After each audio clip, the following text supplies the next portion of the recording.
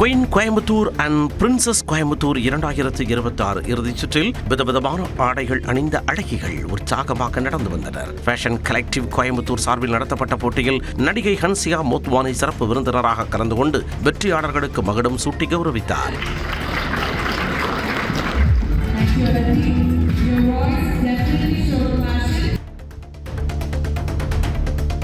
மதுரை மாவட்டம் கருப்பாயூரணி பகுதியில் அடுத்தடுத்து கடைகளின் பூட்டை உடைத்து பணம், செல்போன் உள்ளிட்டவை திருடுபோன சம்பவம் அதிர்ச்சியை ஏற்படுத்தியுள்ளது.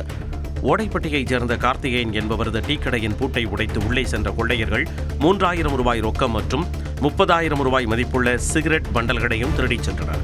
இதேபோல ருச்சி என்பவரது டீ கடையிலும் பணம் மற்றும் சிகரெட் பண்டல்களை திருடிச் சென்ற மர்ம நபர்கள் ரியாஸ் என்பவரின் செல்போன் கடையில் 50,000 ரூபாய் மதிப்புள்ள செல்போன்களையும் திருடிச் சென்றனர்.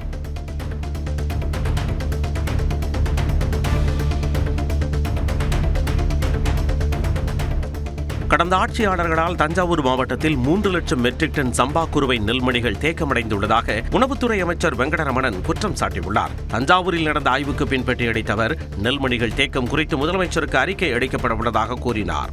கடந்த ஆட்சியால் சேர்த்து சேமித்து வச்ச 3 லட்சம் மெட்ரிக் டன் உள்ள அரிசி அந்த நெல்மணிகளை பேடியை மூவ்மெண்ட் பண்ணாமல் அப்படியே ஹோல்ட் பண்ணிட்டாங்க. இது ஏதோ ஒரு பக்கத்தில் ஏதோ இடங்களில் சில நடைமுறை சிக்கல் இருந்திருக்கு, இது போல் நடந்திருக்குன்னு தோணுது.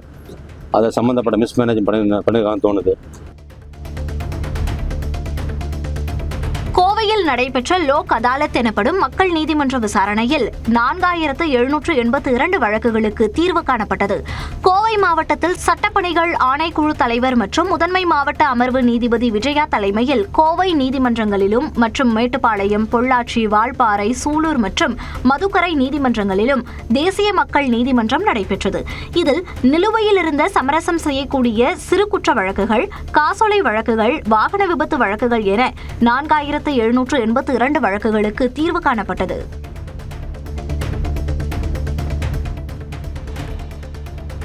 சென்னை வில்லிவாக்கம் தொகுதியில் அடிப்படை தேவைகள் தொடர்பான புகார்களை பெற 24 மணி நேர டோல் ஃப்ரீ எண் அறிமுகப்படுத்தப்பட்டுள்ளதாக அமைச்சர் ஆதவ் அர்ஜுனா தெரிவித்துள்ளார். ஜூலை 15 முதல் புதிய துணை மின் நிலையம் செயல்பாட்டுக்கு வந்தால் மின்சார பிரச்சினைக்கு தீர்வு கிடைக்கும் என்று அவர் கூறினார். டிரான்ஸ்ஃபார்மர்ஸ் ஹைலோடு வரும்போது எல்லாம் வெடிக்குது, இங்கேயே வெடிச்சிருக்கு. ஸோ கண்டிப்பாக நல்ல குவாலிட்டியான டிரான்ஸ்ஃபார்மர்ஸும் அதுக்கான பொருட்களையும் வாங்கி இப்போதைக்கு இன்ஸ்டால் பண்ணிட்டு இருக்காங்க. கூடிய விரைவில் சரி செய்யப்படும். ராணிப்பேட்டை மாவட்டம் பானாபாடி ஏரியில் ரசாயன கழிவுநீரை திறந்துவிட்டதாக குற்றம் சாட்டப்பட்ட கடல்பாசி தயாரிப்பு தொழிற்சாலையின் மின் இணைப்பு துண்டிக்கப்பட்டது. மாவட்ட ஒருங்கிணைப்பு குழு நடத்திய ஆய்வில் ரசாயன கழிவுநீர் கலந்தது உறுதியானதை தொடர்ந்து மாவட்ட ஆட்சியர் பிரியா இந்த நடவடிக்கையை மேற்கொண்டார். விதிமீறலில் ஈடுபடும் தொழிற்சாலைகள் மீது கடுமையான நடவடிக்கை எடுக்கப்படும் என்று எச்சரிக்கப்பட்டுள்ளது. சிவகங்கை மாவட்டம் சிங்கமுனரி அருகே கோவிலாப்பட்டியில் நீர்நிலை ஆக்கிரமிப்புகளை அளவிட வந்த அதிகாரிகள் முன்னிலையில் ஆக்கிரமிப்பாளர்கள் மற்றும் பொதுமக்களிடையே கடும் வாக்குவாதம் ஏற்பட்டது. உயர்நீதிமன்ற உத்தரவின் பேரில் நடைபெற்ற அளவீட்டு பணியின் போது பரபரப்பு நிலவியதால் போலீசார் தலையிட்டு இரு தரப்பினரையும் அப்புறப்படுத்தினர். பின்னர் நீர்நிலை ஆக்கிரமிப்புகளை அளவிடும் பணி தொடர்ந்து நடைபெற்றது. மாசாணியம்மன் கோயிலில் ஆர்ஜே பாலாஜி குடும்பத்துடன் சாமி தரிசனம் செய்தார். கருப்பு திரைப்படத்தின் இயக்குனரும் நடிகருமான ஆர்ஜே பாலாஜி பொள்ளாச்சி அருகே உள்ள ஆனைமலை மாசாணியம்மன் கோயிலில் குடும்பத்துடன் சாமி தரிசனம் செய்தார். பின்னர் செய்தியாளர்களிடம் பேசிய அவர், திரைப்படங்களை மீண்டும் வெளியிடும் ரீரிலீஸ் கலாச்சாரத்தில் தனக்கு உடன்பாடு இல்லை என்று தெரிவித்தார். கடைசி ஜூனியர் ஆர்டிஸ்ட் முட்கொண்டு எல்லாரும் ஹாப்பியாக இந்த படத்தை செலிப்ரேட் பண்ணியிருக்காங்க. பார்த்தவங்க சார், எனக்கு அதான் சார் முக்கியம். அவர் பெரிய மனுஷன், ஸோ அதனால் அவர் ஏதோ அவரோட கருத்தை சொல்லியிருக்காரு. பட் ஆனால் திருப்பூர் சுப்பிரமணியத்துக்கு பிடிக்குதா, ஈரோடு மகேஷ் பிடிக்குதா, மதுரை முத்துக்கு பிடிக்குதா, திண்டுக்கல் சாரதிக்கு பிடிக்குதா, அவங்க என்ன நினைக்கிறாங்க அது நம்மளுக்கு முக்கியம் இல்லை. மக்களுக்கு பிடிக்குது, என் ப்ரொடியூசர் ஹாப்பியாக இருக்காங்க, அவங்க காசு சம்பாதிச்சிருக்காங்க. தஞ்சாவூர் மாவட்டம் திருவிடைமருதூரில் தாய் மற்றும் 2 குழந்தைகளை வீட்டிற்குள் வைத்து பூட்டி மிரட்டிய வழக்கில் தாவேக வழக்கறிஞர் பிரிவு நிர்வாகி உட்பட 3 பேர் மீது வழக்கு பதிவு செய்யப்பட்டது. வடக்கு வீதியில் வெங்கட்ராமன் வீட்டில் வாடகைக்கு வசித்து வந்த சண்முகம் காலி செய்த நிலையில் அந்த வீட்டில் கீர்த்திகா குடிபெயர்ந்தார்.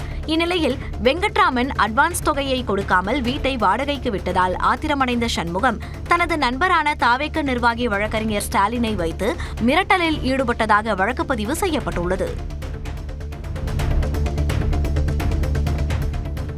கோவை விமான நிலையத்தில் 2200 கோடி ரூபாய் மதிப்பீட்டில் விரிவாக்கப் பணிகள் நடைபெற்று வருவதாக விமான நிலைய இயக்குநர் முகமது ஆரிஃப் கூறியுள்ளார். ஜூன் 15 அன்று விமான போக்குவரத்து ஆணையத்தின் சார்பில் பயணிகள் வசதி நாள் நிகழ்ச்சிகள் நடைபெற உள்ளது. இது தொடர்பாக செய்தியாளர்களிடம் பேசிய அவர், மாநில அரசு சார்பில் விரிவாக்கத்திற்கு தேவையான நிலங்கள் ஒப்படைக்கப்பட்டுள்ளதாக தெரிவித்தார்.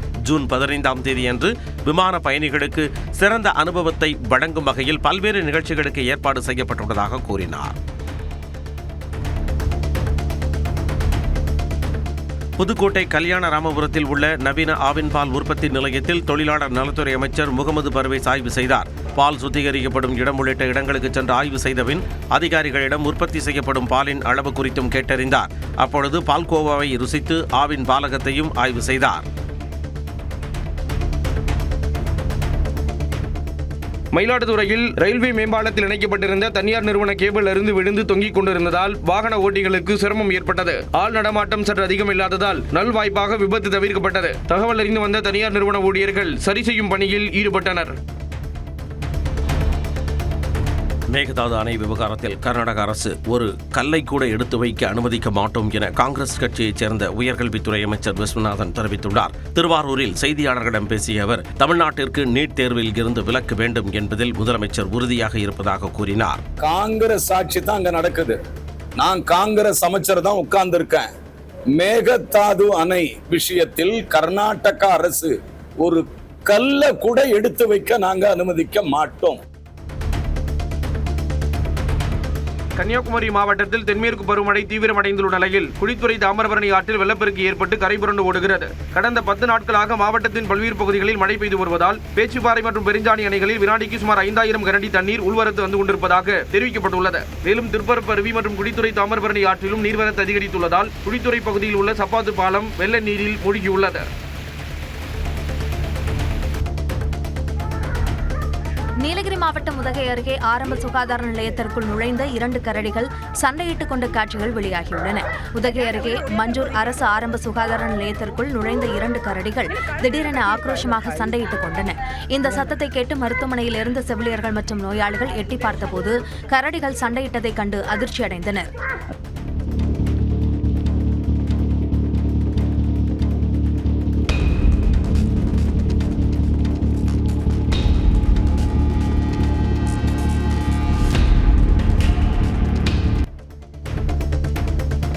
சேலத்தில் 50க்கும் மேற்பட்ட பெண்கள் பாலியல் வன்கொடுமை செய்யப்பட்ட வழக்கை சிபிசிஐடி விசாரணைக்கு உத்தரவிட்டு குற்றவாளிகள் அனைவரையும் கைது செய்ய வேண்டும் என சிபிஎம் மாநில செயலாளர் பே. சண்முகம் வலியுறுத்தியுள்ளார்.